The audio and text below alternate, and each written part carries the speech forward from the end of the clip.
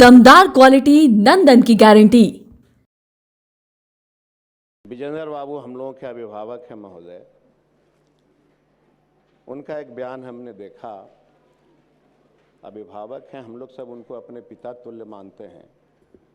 उन्होंने कहा कि जिसको खजाना के बारे में जानकारी होती है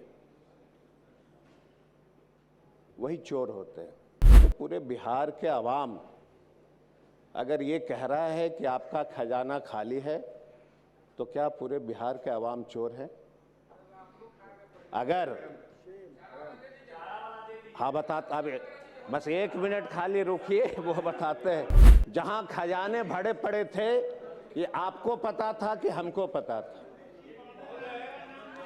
ये हम लोगों को नहीं पता था महोदय। ये सदस्य जो बोल रहे हैं बेहतर होता ये ध्यानाकर्षण में लाते। क्यों टेंडर, ग्लोबल टेंडर को कैंसिल किया गया? क्योंकि एक प्रखंड में एक टोटल सभी इनके नेता तो बयान दिए थे, जिस बयान का उन्होंने जिक्र किया कि मेरा तनख्वाह भी नहीं मिला है। विधानसभा से गया ही रिपोर्ट लेट। तो ठेकेदार का रिपोर्ट जब विभाग में मैंने कहा है कि जो रोड बन गया है उसका रिपोर्ट के सहित भेजिए, पैसा दिया जाएगा, पैसे में कोई कमी नहीं। किसने एक साथ 10 करोड़ से 100 करोड़ का टेंडर बनाया? सरकार आपकी थी। माननीय मुख्यमंत्री समीक्षा बैठक करते थे। उस समय आपको बिहारियों की चिंता क्यों नहीं हुई? मुख्यमंत्री के कुर्सी छोड़ने के बाद आपको बिहारियों की चिंता क्यों आने लगी? बिहार के ठेकेदारों की चिंता क्यों आने लगी? ये तय तो आप मुख्यमंत्री के समय में भी कर सकते थे। बोलिए कुमार सर्विस जी, शुरू कीजिए।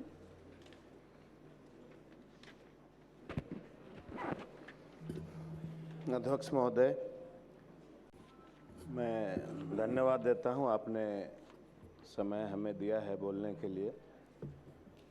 मैं सरकार के द्वारा प्रस्तुत प्रथम अनुपूरक बजट के विरोध में तथा विपक्ष के द्वारा लाए गए कटौती प्रस्ताव के समर्थन में बोलने के लिए खड़ा हुआ हूं।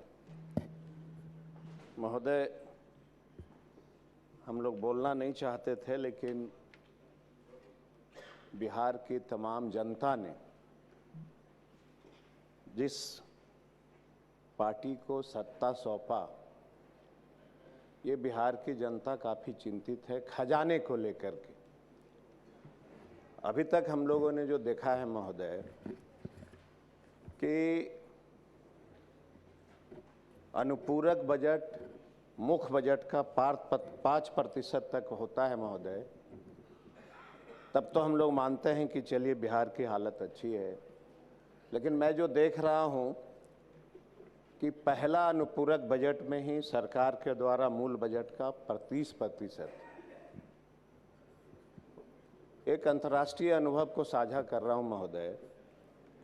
लोक वित्त प्रबंधन, MIF, वर्ल्ड बैंक, OECD जैसे फेमस संस्थाओं का मानक जो निर्धारित है 5% अगर आपका होता है तो संतुलित रहती है। 5 से 10 तो चेतावनी, 10 से 15 तो खराब योजना, 20% से अधिक तो गंभीर दबाव।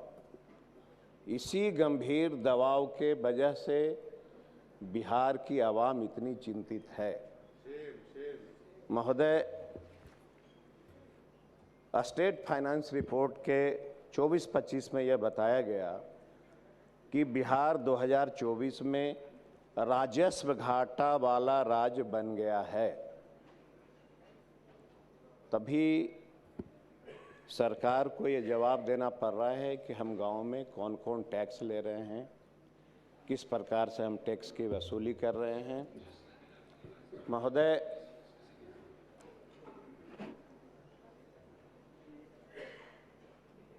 महोदय 2024 में बिहार राज्य का सबसे घाटा वाला राज्य बना, जहां राजस्व घाटा का 357 करोड़ रहा। राजकीय कोष घाटा स्थापित नियम GSDP का 3% बैरियर को तोड़कर 4.16% पहुंच गया।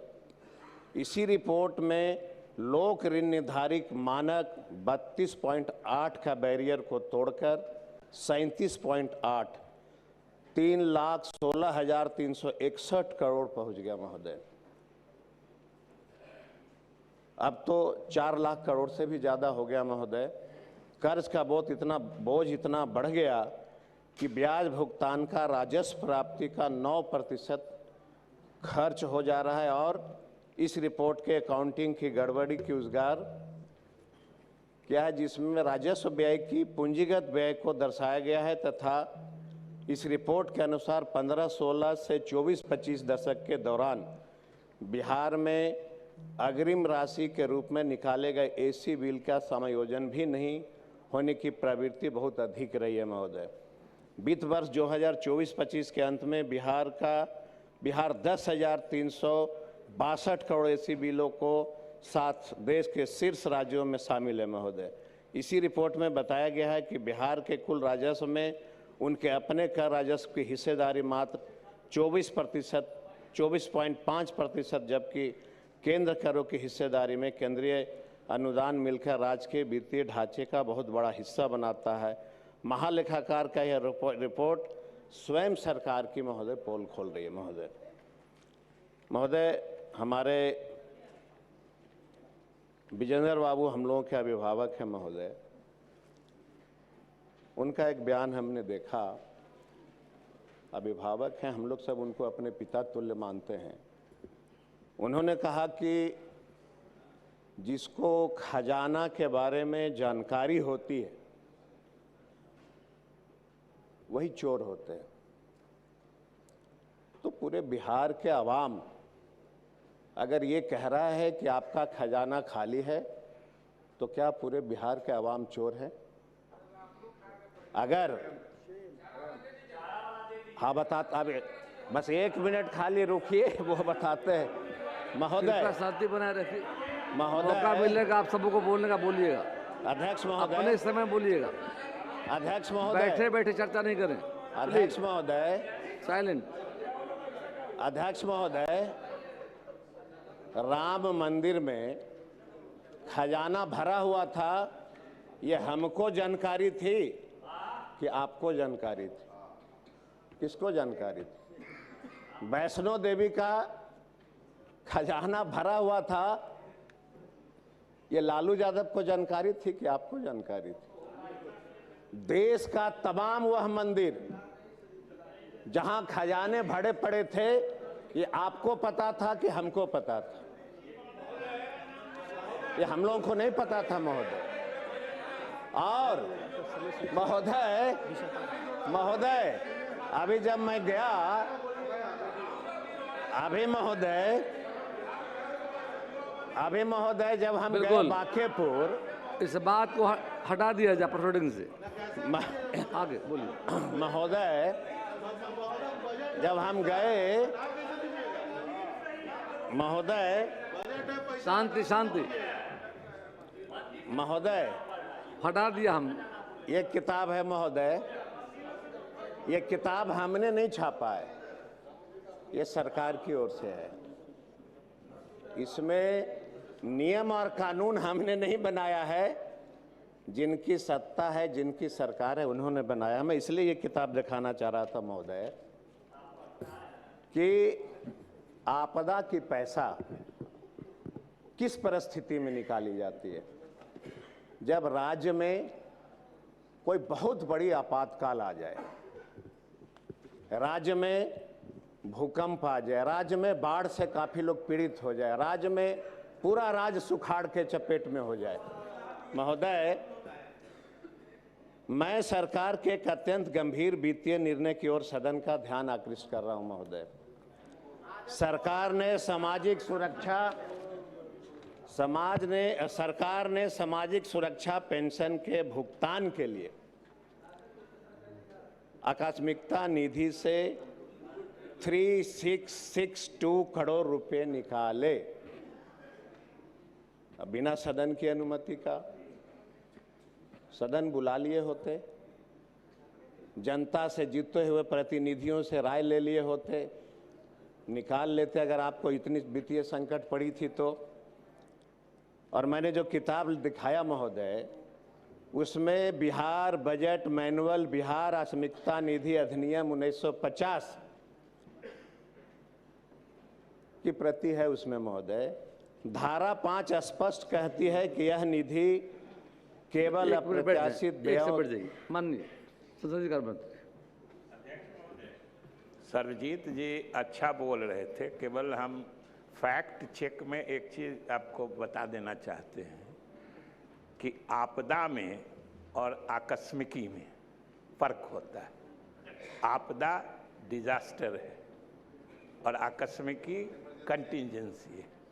बिहार में कंटिंजेंसी फंड ही होता है कि अगर सरकार को आपदा सहित किसी दूसरे मद में भी पैसे की ज़रूरत है तो सरकार कंटिंजेंसी फंड से निकालती है और फिर उसके बाद में भरपाई करती है। ये अलग बात है कि आपदा की हालत में भी तुरंत अगर हमें जनता को जो आपदा पीड़ित होते हैं उनको कोई सहूलियत देनी होती है तो उस वक्त भी पैसा हम इसी आकस्मिक निधि से निकालते हैं। लेकिन आकस्मिक निधि में और डिजास्टर फंड में फर्क होता है।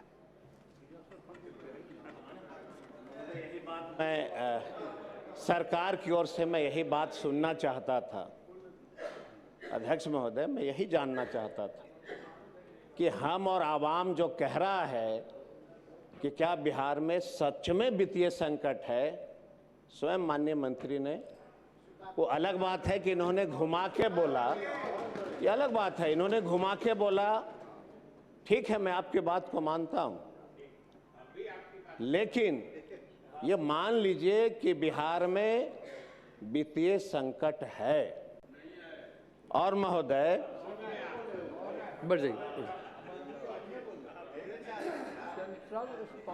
लाइन दो जी, लाइन दो। सेंट्रल स्पॉन्सर स्कीम में पैसा थोड़ा देर सवेर मिलता है, उसी को मेकअप करने के लिए वो पैसे निकाले गए थे, कहीं कोई प्रॉब्लम नहीं और एक्ट के अनुरूप ही किए गए। मैंने मान लिया महोदय, हमारे अभिभावक हैं, मैं उनसे बहुत ज्ञानी नहीं हूं, लेकिन अगर आप पैसा अभी निकाले, आपके पास वित्तीय संकट नहीं था, तो 2 वर्षों से बिहार के कॉन्ट्रैक्टरों को आपने पैसा क्यों नहीं दिया? जनता की गाढ़ी कमाई अगर खजाने में पड़ी है तो माननीय मुख्यमंत्री की कुर्सी जाने के बाद, मैंने स्वेच्छा से छोड़ा, उनकी कमी खलती है, मुख्यमंत्री के द्वारा रोड का शिलान्यास किया गया, उस सारे टेंडरों को रद्द क्यों किया गया अगर आपका वित्तीय संकट नहीं था तो? महोदय, हम यही तो जानना चाहते थे आपसे। ये सदस्य जो बोल रहे हैं, बेहतर होता ये ध्यानाकर्षण में लाते। क्यों टेंडर, ग्लोबल टेंडर को कैंसिल किया गया, चूँकि एक प्रखंड में एक टोटल सभी कॉन्ट्रैक्टर का एक था, वो नियम बदला गया, कैबिनेट ने निर्णय लिया और 50 करोड़ तक लोकल ठेकेदार को प्राथमिकता का नीति भी निर्धारित किया गया। और जहाँ तक कह रहे हैं, इनके नेता तो बयान दिए थे, जिस बयान का उन्होंने जिक्र किया कि मेरा तनख्वाह भी नहीं मिला है, विधानसभा से गया ही रिपोर्ट लेट। तो ठेकेदार का रिपोर्ट जब विभाग में मैंने कहा है कि जो रोड बन गया है उसका रिपोर्ट के सहित भेजिए, पैसा दिया जाएगा, पैसे में कोई कमी नहीं। महोदय, सरकार हमारी है कि इनकी है? 20 वर्षों से सरकार हमारी है कि इनकी है? कौन सा ऐसा व्यक्ति, कौन ऐसा मंत्री थे जिन्होंने बिहार के साथियों के साथ विश्वासघात किया? किसने ग्लोबल टेंडर का नियम बनाया? किसने एक साथ 10 करोड़ से 100 करोड़ का टेंडर बनाया? सरकार आपकी थी, माननीय मुख्यमंत्री समीक्षा बैठक करते थे, उस समय आपको बिहारियों की चिंता क्यों नहीं हुई? मुख्यमंत्री के कुर्सी छोड़ने के बाद आपको बिहारियों की चिंता क्यों आने लगी? बिहार के ठेकेदारों की चिंता क्यों आने लगी? ये तय तो आप मुख्यमंत्री के समय में भी कर सकते थे। खैर महोदय कुमार सर्वजीत जी कंक्लूड करेंगे, समय आपको पूरा महोदय, हो- समय पूरा हो रहा है। जब भी सरकार के बारे में हम कुछ बोलते हैं तो विजेंद्र बाबू हमेशा बोल देते हैं, और हम लोग को तो भाई कुछ बोल नहीं सकते, उनको आदर करते हैं। खैर महोदय, बता दिया है, कंक्लूड कर लीजिए। महोदय, युवाओं की बात भी हुई। पूरा देश युवाओं की हालात को देख के चिंतित है। बिहार में युवाओं की क्या हालात? आपका समय युवाओं समाप्त को हुआ, आतंक आग्रह है बैठ जाए। कंक्लूड कर रहे, इनका भी समय है। महोदय, सड़कों पे बिहार की बेटियां, बिहार के छात्र बेटे वो क्या मांग रहे हैं? आपसे ये कोई सदन तो रजिस्ट्री करने नहीं कह रहे हैं। वो बिहार विधानसभा का कैंपस का अपने छात्रावास बनाने की तो वो चर्चा नहीं कर रहे। दिल्ली में कोई एक प्लॉट तो वो अपने हॉस्टल के लिए नहीं मांग रहे। उन्होंने बस इतना ही कहा कि मेरी परीक्षा सही समय पे ले लो, और जो मंत्री काम नहीं करते उनको हटा दो। क्या लोकतंत्र में छात्रों को यह अधिकार है कि नहीं? क्या यह सदन गवाह नहीं है?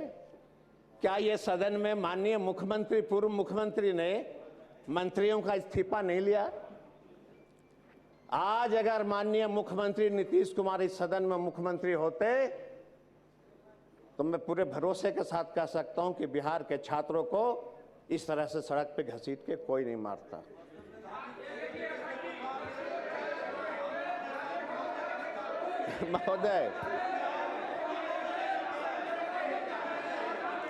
महोदय, अध्यक्ष महोदय, कल की घटना में शांति शांति शांति शांति। अध्यक्ष महोदय, कल की घटना में कानून व्यवस्था, प्लीज बैठ जाइए। कल की घटना में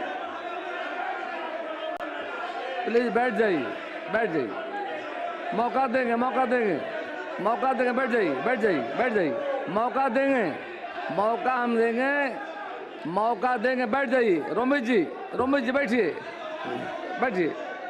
आप लोग को मौका हम देंगे, प्लीज बैठ जाइए। रोमित बाबू, पासवान जी बैठिए। हुजूर, हम देंगे, हम देंगे। आप सबों को मौका देंगे। डिबेट के बाद आग्रह देंगे, मौका डिबेट के बाद देंगे। रोमित जी बैठिए। डिबेट के बाद राहुल जी, डिबेट के बाद मौका देंगे। बैठ जाइए। आलोक जी बैठिए, प्लीज बैठ जाइए।